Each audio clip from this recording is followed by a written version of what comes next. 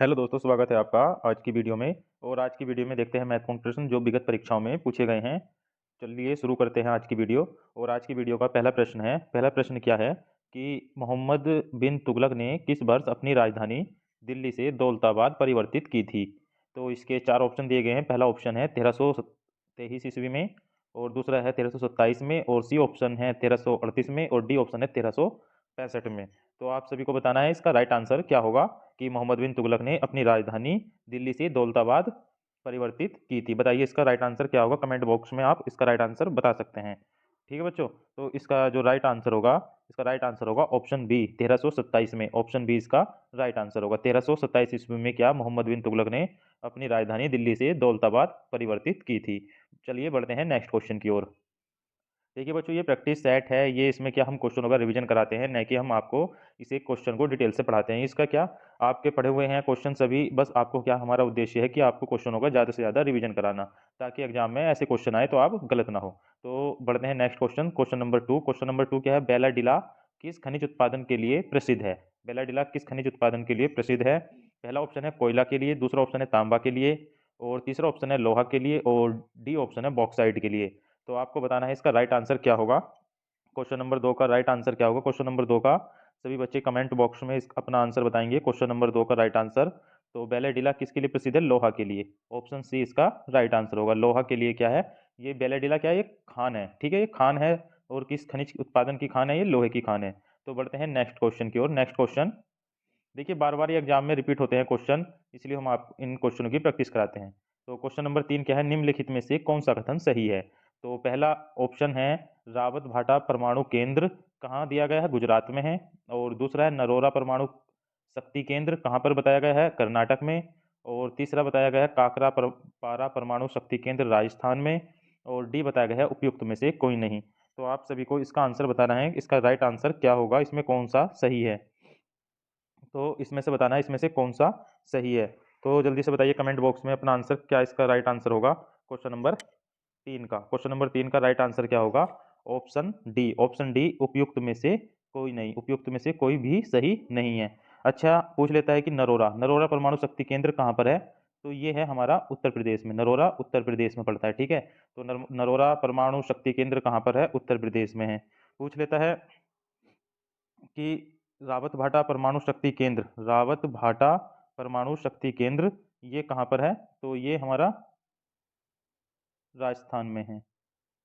ठीक है, इसी तरीके से अगर पूछता है नरोरा परमाणु शक्ति केंद्र ये उत्तर प्रदेश में कहाँ पर है? तो ये बुलंदशहर में है, बुलंदशहर में। ठीक है बच्चों, बढ़ते हैं नेक्स्ट क्वेश्चन की ओर। नेक्स्ट क्वेश्चन क्या है? Question number four. Question number four, Narmada और ताप्ती के बीच कौन सा पहाड़ है? तो पहला ऑप्शन है अरावली, दूसरा ऑप्शन है अजंता, और तीसरा ऑप्शन है सतपुड़ा, और डी ऑप्शन है विंध्याचल। तो बताना है नर्मदा और ताप्ती के बीच कौन सा पहाड़ है। तो इसका जो राइट आंसर होगा option number C. Option number C इसका राइट आंसर होगा, सतपुड़ा। ऑप्शन सी इसमें राइट आंसर हो गया। सतपुड़ा जो पहाड़ है वो नर्मदा और ताप्ती नदी के बीच में है।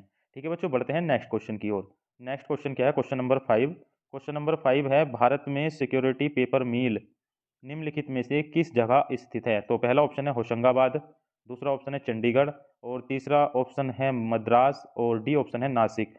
तो आप सभी को बताना है इसका राइट आंसर क्या होगा। भारत की सिक्योरिटी पेपर मिल कहाँ पर स्थित है? तो बताना इसका राइट आंसर क्या होगा। तो इसका राइट आंसर है ऑप्शन ए, होशंगाबाद। होशंगाबाद कहाँ पर पड़ता है? ये मध्य प्रदेश में, होशंगाबाद।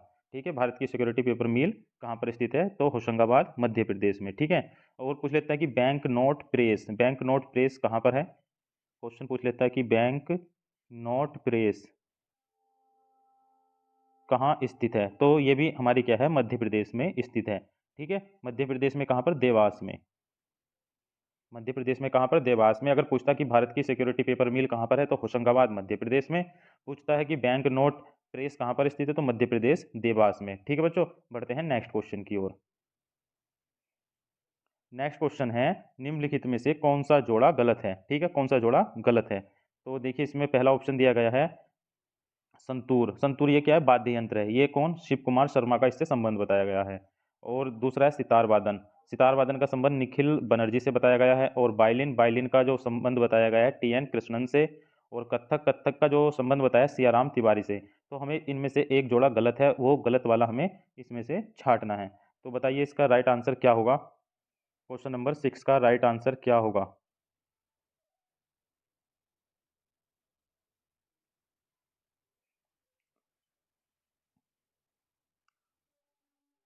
तो इसका जो राइट आंसर होगा क्वेश्चन नंबर 6 का, इसका ऑप्शन डी इसका राइट आंसर होगा, कत्थक। कत्थक इसका राइट आंसर होगा। कत्थक का संबंध सियाराम तिवारी से नहीं है। बढ़ते हैं नेक्स्ट क्वेश्चन की ओर। नेक्स्ट क्वेश्चन क्या है? क्वेश्चन नंबर 7, संविधान के किस भाग को भारत का मैग्ना कार्टा कहा जाता है? तो पहला ऑप्शन है भाग 2 को, दूसरा ऑप्शन है भाग 3 को, तीसरा ऑप्शन है भाग 4 को, और फोर्थ ऑप्शन है भाग 5 को।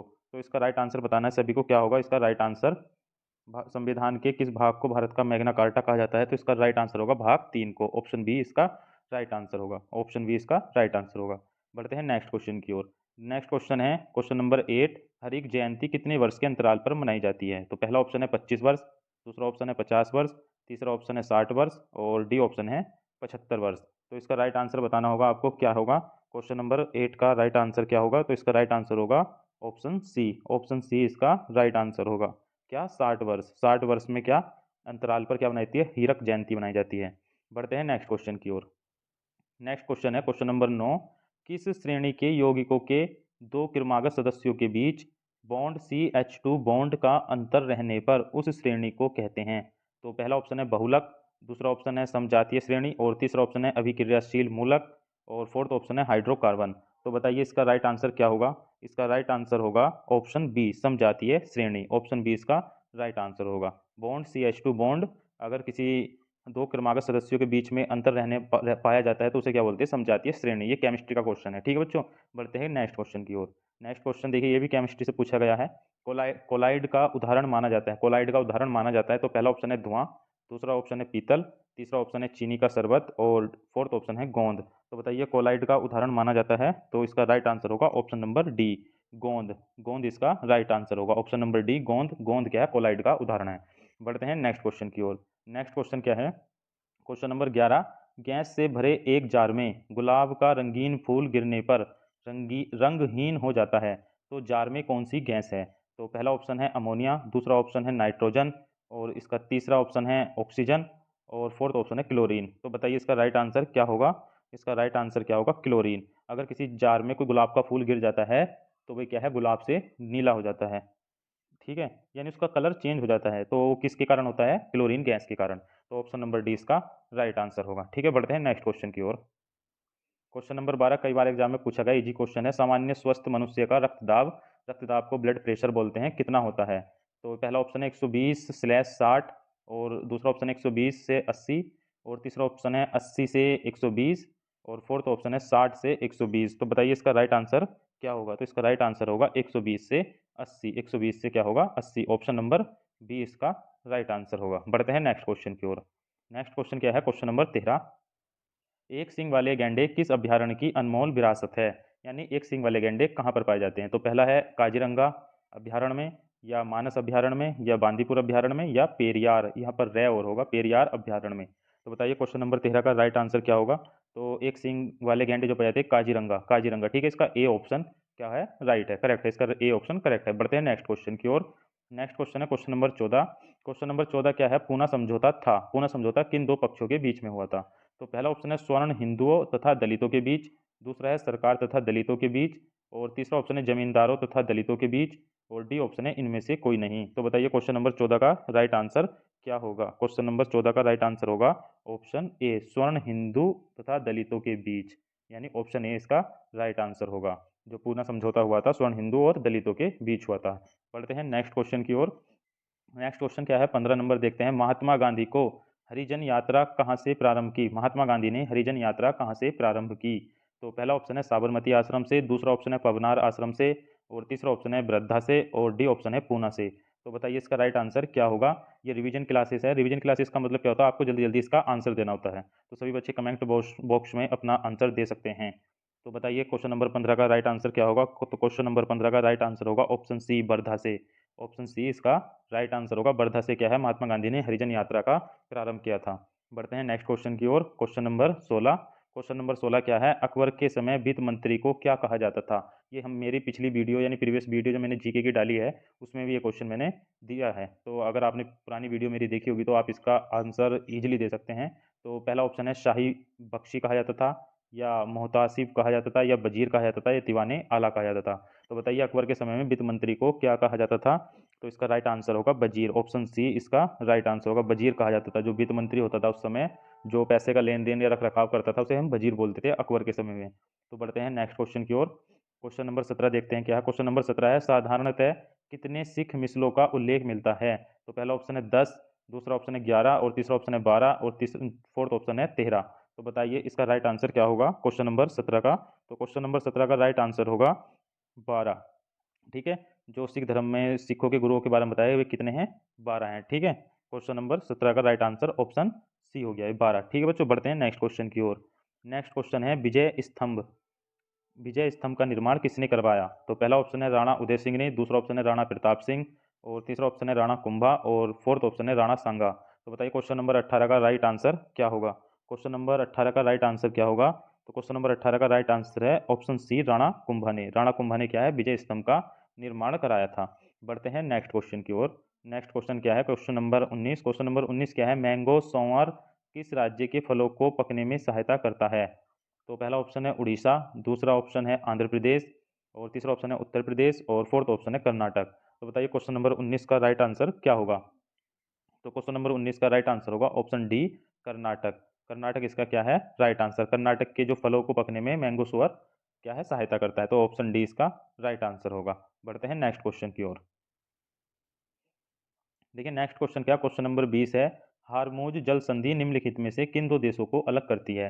तो ये हमारा क्या ज्योग्राफी का क्वेश्चन है, वर्ल्ड ज्योग्राफी का, उससे रिलेटेड क्वेश्चन है। तो पहला ऑप्शन है ओमान तथा फारसी की खाड़ी, दूसरा ऑप्शन है ईरान तथा अफगानिस्तान, और तीसरा ऑप्शन है बहरीन तथा कतर, और फोर्थ ऑप्शन है इराक तथा ईरान। तो बताइए क्वेश्चन नंबर 20 का राइट आंसर क्या होगा। हारमुज जल संधि निम्नलिखित में से किन दो देशों को अलग करती है। तो इसका राइट आंसर क्या होगा, इसका राइट आंसर होगा ऑप्शन ए, ओमान की खाड़ी तथा फारस की खाड़ी या फारसी की खाड़ी। तो ऑप्शन ए इसका राइट आंसर होगा। इन दोनों को क्या है, हारमुज जल संधि अलग करती है। तो बढ़ते हैं नेक्स्ट क्वेश्चन की ओर। क्वेश्चन नंबर 21 देखते हैं क्या है। क्वेश्चन नंबर 21 है, मंगल और बृहस्पति ग्रहों की कक्षा के बीच सूर्य के चारों ओर परिक्रमा करने वाले शैल के छोटे टुकड़ों के समूह को क्या कहते हैं।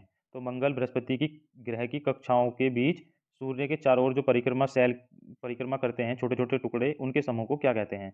तो पहला ऑप्शन है उल्का, दूसरा ऑप्शन है धूमकेतु, और तीसरा ऑप्शन है उल्का पिंड, और फोर्थ है क्षुद्र ग्रह। एक बार क्वेश्चन दोबारा पढ़ लेते हैं। मंगल और बृहस्पति ग्रह की कक्षाओं के बीच सूर्य के चारों ओर परिक्रमा करने वाले शैल के छोटे टुकड़ों के समूह को क्या कहते हैं। तो क्वेश्चन में चेंजिंग है, ध्यान से क्वेश्चन को पढ़िए और इसका राइट आंसर बताइए क्या होगा। तो पहला ऑप्शन था उल्का, दूसरा था धूमकेतु, और तीसरा था उल्कापिंड, और फोर्थ ऑप्शन था क्षुद्र ग्रह। तो बताइए इसका राइट आंसर क्या होगा। तो इसका जो राइट आंसर होगा ऑप्शन नंबर डी, क्षुद्र ग्रह। ऑप्शन डी इसका राइट आंसर है, क्षुद्र ग्रह कहा जाता है। देखिए ये इस वीडियो का लास्ट क्वेश्चन है, क्वेश्चन नंबर 22। क्वेश्चन नंबर 22 इस वीडियो का लास्ट क्वेश्चन है। तो पढ़ते हैं लास्ट क्वेश्चन क्या है ये। तमिलनाडु तट पर निम्नलिखित किसके द्वारा शीतकालीन वर्षा होती है। जो तमिलनाडु का तट है नीचे की ओर, तो वहां पर जो किसके कारण शीतकालीन वर्षा होती है। तो पहला ऑप्शन दिया गया है उत्तर पूर्वी मानसून के द्वारा, और दूसरा ऑप्शन प्रति चक्रवात से, और तीसरा ऑप्शन है चक्रवात से, और फोर्थ ऑप्शन है समुद्री तूफानों से। तो बताइए इसका राइट आंसर क्या होगा क्वेश्चन नंबर 22 का। तो क्वेश्चन नंबर 22 का राइट आंसर होगा ऑप्शन ए, उत्तर पूर्वी मानसून से। तो इसका राइट आंसर ए हो गया। ठीक है बच्चों। बच्चों अगर इस क्लास की आपको पीडीएफ चाहिए तो हमारे टेलीग्राम ग्रुप को जरूर ज्वाइन करें, जिसका लिंक इस वीडियो के डिस्क्रिप्शन में मिल जाएगा। और हमारी पुरानी वीडियो पड़ी हुई है, तो आप पुरानी वीडियो को देखिए, लाइक करिए, शेयर करिए। और देखिए हाल ही में सीआरपीएफ में स्टेनो क्लर्क की वैकेंसी आ चुकी है। स्टेनो क्लर्क की काफ़ी अच्छी पोस्ट है और काफ़ी सारी वैकेंसी हैं। तो उसकी तैयारी करिए ध्यानपूर्वक। उसमें सिलेबस जल्दी आपको बता दूंगा क्या क्या आता है। हिंदी, जहाँ तक हिंदी, जीके, रीजनिंग, और एक क्लरिकल सब्जेक्ट होता है। ये 50-50 नंबर के 4 सब्जेक्ट आएंगे, 200 नंबर का पेपर होगा। ठीक है बच्चों, तो इसमें जॉब लेना सीआरपीएफ क्लर्क में इतना भारी नहीं है, इजीली आप जॉब ले सकते हैं। लेकिन स्टेनो का थोड़ा हार्ड है क्योंकि उसकी डिक्टेशन काफ़ी हार्ड बोलती है। लेकिन क्लर्क एक अच्छी खासी सैलरी पैकेज है। तो आप उस फॉर्म को जरूर अप्लाई करिए। जो भी बच्चे अपनी एक 65 सेंटीमीटर हाइट रखते हैं तो वो जरूर इस फॉर्म को अप्लाई करिए। आज की वीडियो के लिए इतना ही, धन्यवाद।